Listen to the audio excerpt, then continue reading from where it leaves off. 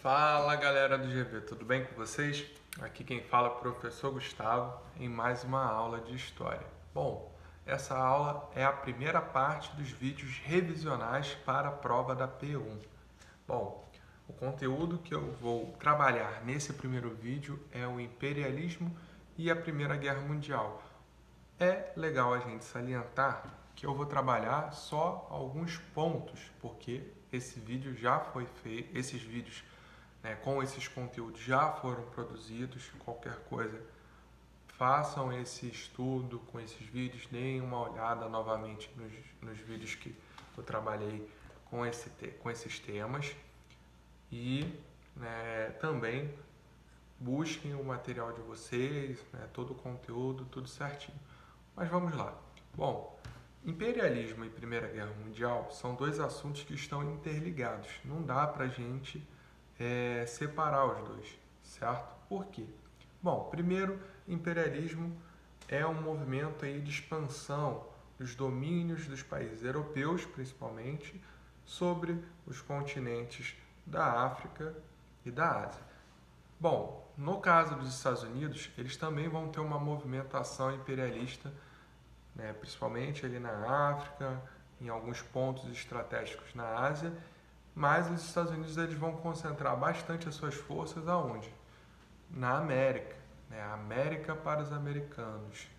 Nesse sentido, nós temos os países europeus sendo os protagonistas desse processo de luta por territórios estratégicos na África e na Ásia.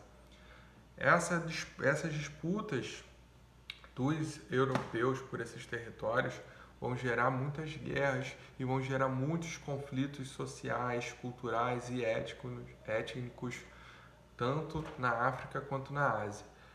Se a gente pegar, por exemplo, o desenho do continente africano, ele é todo retalhado em linhas retas por causa que essas linhas de divisa entre os países, que antes eram colônias da Europa, elas foram feitas segundo os interesses dos europeus. E quando elas foram feitas essas linhas, ou a maioria dessas linhas? Elas foram feitas na Conferência de Berlim. A Conferência de Berlim que acontece em 1885, muito próximo da data de unificação da Alemanha. E aí é que está o detalhe. Bom, antes da Conferência de Berlim, quase todos os países já vinham fazendo ali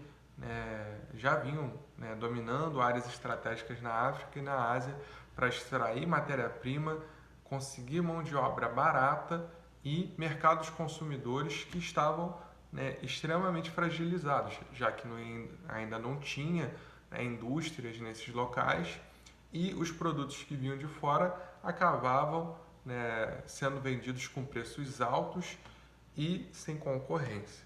Bom, aos poucos, com a intervenção desses países, nós vamos ter inclusive a intervenção econômica, nós vamos ter inclusive a intervenção política, certo? Nós temos como exemplo o Congo belga, nós temos o caso da Índia, que nós temos a interferência direta dos países europeus, certo?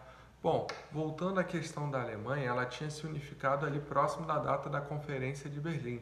Não só a Alemanha, mas também a Itália. Esses dois países também estavam se desenvolvendo industrialmente e queriam vender mais os seus produtos, principalmente a Alemanha.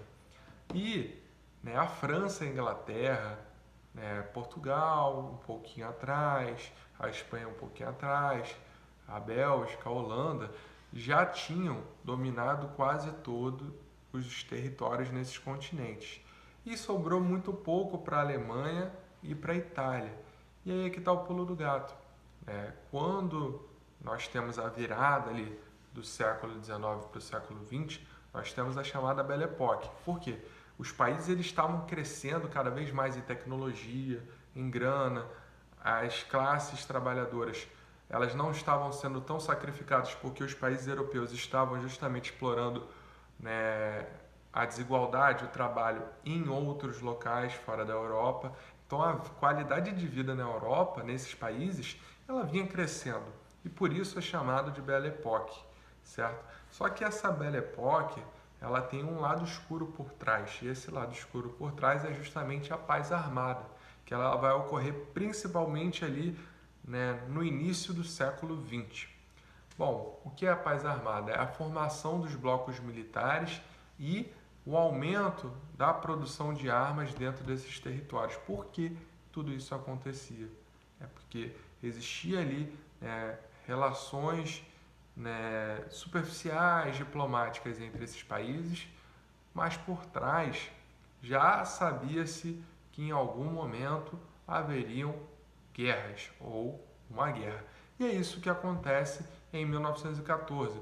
Já havia ali um crescimento, né, dos nacionalismos, já vinha ali tendo também essas disputas territoriais, onde a Alemanha tinha o interesse de conseguir mais áreas na África, na Ásia, e existiam os ressentimentos de guerras passadas, porque quando a Alemanha se unificou, a Alemanha tomou terras importantes para a França. Então existiam vários fatores que estavam ligados a essa época do imperialismo, essa esfera do imperialismo que também recebe o apelido de, ou melhor dizendo, o nome de neocolonialismo, porque é um novo formato de colonização, de exploração dos países europeus sobre outras áreas, principalmente na África e na Ásia nesse caso. Bom, falando da Primeira Guerra Mundial, ela começa ali com o assassinato do Francisco Ferdinando, o arqueduto que era herdeiro do trono austro-húngaro, e esse Império Austro-Húngaro era um aliado da Alemanha, certo? E, né, ele é assassinado por pessoas que viviam ali naquela região ali dos países eslovenos, que eram ligados ali, né, à Rússia, e, de certa forma, quando o Império Austro-Húngaro declara guerra ali àquela região da Sérvia, nós temos justamente a Rússia comprando a briga desses pequenos estados ali do chamado pan-eslavismo, e a Alemanha por trás vai justamente declarar a guerra à Rússia e aos aliados da Rússia, que naquele momento eram a França e a Inglaterra. E aí nós temos justamente o início da Primeira Guerra Mundial, onde a Alemanha, de certa forma, declara guerra a esses outros países com esse interesse por trás do imperialismo e tudo mais. Falando de Primeira Guerra Mundial, a gente tem que entender justamente, né, vocês têm que estudar a formação dessas alianças, Tríplice Aliança, Tríplice Entente, que é diferente, às vezes o pessoal confunde a Tríplice Aliança da Primeira Guerra Mundial com a Tríplice Aliança da Segunda Guerra Mundial. São grupos diferentes, então fiquem ligados nisso. Além disso, é interessante, é importante, melhor dizendo, vocês saberem ali, né, as fases da guerra. A Primeira Guerra Mundial, ela vinha ali primeiro, né, como uma novidade, porque na cabeça das pessoas, dos países, dos estadistas, dos cidadãos desses países, parecia que a guerra ia ser resolvida assim rapidamente, papum. Mas na hora do vamos ver, a guerra foi se estendendo. Por quê? Já havia um crescente desenvolvimento de armas, a variação de estratégias militares.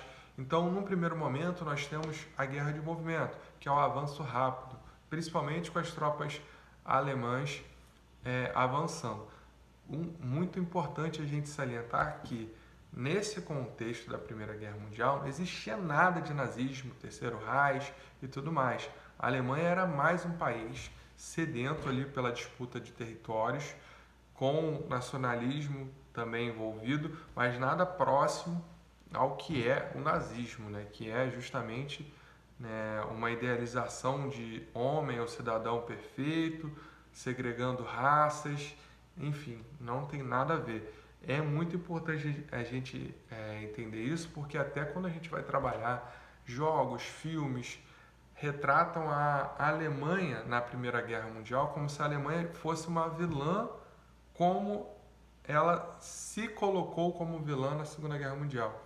A Alemanha era mais um país num jogo político, né, onde cada país tinha interesses que eram interesses comerciais, econômicos, que de certa forma privilegiavam pequenos grupos de pessoas em detrimento, né, da vida de milhares de pessoas. Então, tanto a Alemanha quanto a Inglaterra, a França, tinham posicionamentos nesse sentido, certo? Então é importante a gente fazer, né, essa diferenciação, certo? Então nós temos a guerra de movimento nessa primeira parte e depois a guerra de trincheiras, onde nós vamos ter justamente o que? Nós vamos ter, de certa forma, uma dificuldade, tanto de um lado quanto de outro, de penetrar na linha adversária. E na fase inicial da guerra de trincheiras, nós não tínhamos ainda a questão dos aviões, que já vinham sendo desenvolvidos, né, durante todo o início do século XX, mas para a questão de guerra ainda faltavam alguns detalhes. Os aviões vão ser utilizados na fase final, vão fazer um estrago muito grande, e os tanques também vão entrar na fase final da Primeira Guerra Mundial, certo? Mas enquanto não foi colocado o avião e os tanques, a guerra ela ficou muito estudada e por isso eles cavavam grandes valas onde os soldados, os militares de cada país ficavam posicionados, fazendo ali um jogo de defesa e ataque em relação ao seu oponente. No final da Primeira Guerra Mundial, nós temos uma Alemanha isolada, já que a Itália já tinha dado no pé, já tinha desistido. Os Estados Unidos entram na Primeira Guerra Mundial e, após o final da Primeira Guerra Mundial, nós temos justamente quem no prejuízo? A Alemanha.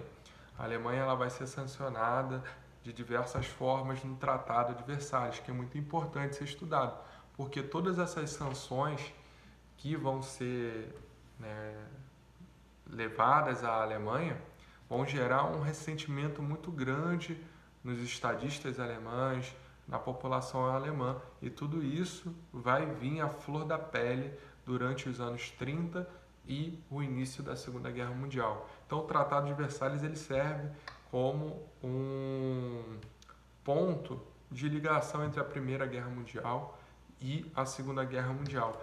Primeira Guerra Mundial também recebe o apelido ou o nome de A Grande Guerra, porque pela primeira vez na história daquelas pessoas que estavam envolvidas, existiu uma guerra direta, não só de exército contra exército, mas ataque direto a populações, carnificina mesmo, uma guerra que envolvia personagens de diferentes locais do mundo, certo? E por isso ela vai ganhar esse nome de A Grande Guerra, certo? Era uma espécie de apocalipse que os caras estavam vendo. E o detalhe é que, em termos percentuais, a Primeira Guerra Mundial ela vai atacar, né, o número total da população europeia de uma maneira muito mais grave. Conta-se de que mais ou menos 1/3 da população europeia morreu diretamente ou indiretamente devido à Primeira Guerra Mundial. E no final da Primeira Guerra Mundial nós temos ainda a proliferação de doenças como a gripe espanhola, que vai matar mais tantas pessoas. Então é um combo, né? A matança da Primeira Guerra Mundial, certo? Então estudem todos esses detalhes de motivações e consequências ali da Primeira Guerra Mundial, fazendo esse link com o imperialismo. Um forte abraço, galera, e até a próxima.